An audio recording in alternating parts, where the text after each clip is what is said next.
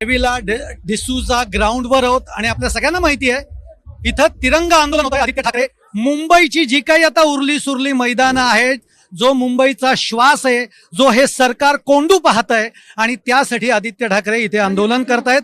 याच दरम्यान याच मैदानावर शिवसेना उद्धव बाळासाहेब ठाकरे पक्षाचे कुर्ला विधानसभा प्रमुख अश्विन मलिक मेश्रामजी आता माझ्या बरोबर आहेत. सर, तुमचं खूप खूप स्वागत करतो मी पहिल्यांदी. पण मी तुम्ही सर्वांचं स्वागत करतो इथे. आज जे आंदोलन आपण करतोय आणि हे आंदोलन कोणत्याही पक्षाद्वारे नाही आहे. इनफॅक्ट हे आंदोलन मध्ये येणारे लोक हे कोणत्या एका पक्षाचे नाही आहेत किंवा एखाद्या धर्माचे नाही आहेत, एखाद्या कास्टचे नाही. हे फक्त आणि फक्त मुंबईकर आहेत. आज इथे जेवढे लोक जमले आहेत ते फक्त एक मुंबईकर म्हणून जमलेले आहेत. आणि एक मुंबईकर म्हणून आपण सर्वांना माहिती आहे की मुंबईच्या जेवढ्या रिकाम्या जागा आहेत, जेवढे पब्लिक प्रॉपर्टी आहेत, यांच्यावर सर्वात पहिला हक्क हा मुंबईकरांचा आहे.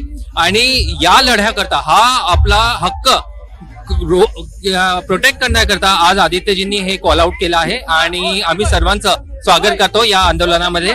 आणि मुंबईकरांच्या हक्काचे जेवढे जागा आहेत ते मुंबईकरांचेच राहो आणि कॉन्ट्रॅक्टर्सला ते दान म्हणून मिळू नाही, याकरता आपण सर्व आज इथे जमले आहोत. आदित्य ठाकरे जेव्हा मैदानात उतरले तेव्हा भाजपकडनं आरोप होतोय किंवा सत्ताधाऱ्यांकडनं आरोप होतोय की आदित्य ठाकरेंनी हे आम्हाला सांगू नये, कारण 2016 मध्ये तुम्हीच तर अशी धोरणं आणलेली आहेत, अशा पद्धतीने त्या प्रत्यारोप करताय. कसं बघताय? पहा, प्रत्येक गोष्टीला उत्तर हे नसतं की तुम्ही तुमच्या काळात असं झालं होतं आणि तसं झालं होतं. आता सध्या मुंबईकरांच्या मनात एकच प्रश्न आहे की मुंबईकरांच्या हक्काची जी जमीन आहे ते जमीन काय भाजप हे लोकांना त्यांच्या कॉन्ट्रॅक्टर्स, फेवरेट कॉन्ट्रॅक्टर्सला दान म्हणून देणार आहे का?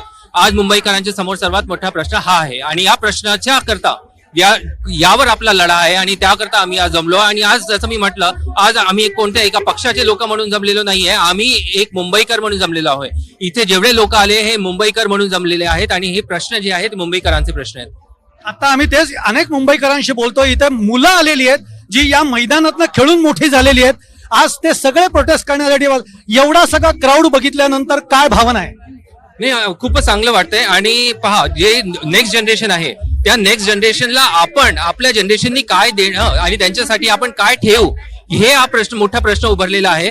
जर या सगळ्या open spaces, play ground, gardens हे जर कॉन्ट्रॅक्टर्सला आपण देऊन तिथे बिल्डिंग्स उभारल्या, हे सगळे विकास कोणासाठी? आपलं नेक्स्ट जनरेशनला आपण काय पास ऑन करतोय? तर ते ही नेक्स्ट जनरेशन पण इनफॅक्ट आपण पाहतोय की आज या आंदोलनमध्ये सामील होत आहे आणि ती एक चांगली गोष्ट आहे. आणि ती एक जबाबदारी आहे आपण सर्वांवर, की मोठी जबाबदारी आहे की हे आपण बीजेपीला किंवा कोणत्याही गव्हर्नमेंटला, सरकार येतात सरकार जातात, पण जी मुंबईकरांची हक्काची जमीन आहे ती मुंबईकरांचीच राहणार, याकरता आपण आज सगळे जमलेलो आहोत. आणि नेक्स्ट जनरेशन आलेली आहे, जेनझी तर आहे, जेन अल्फा पण आपल्याला इथे दिसते.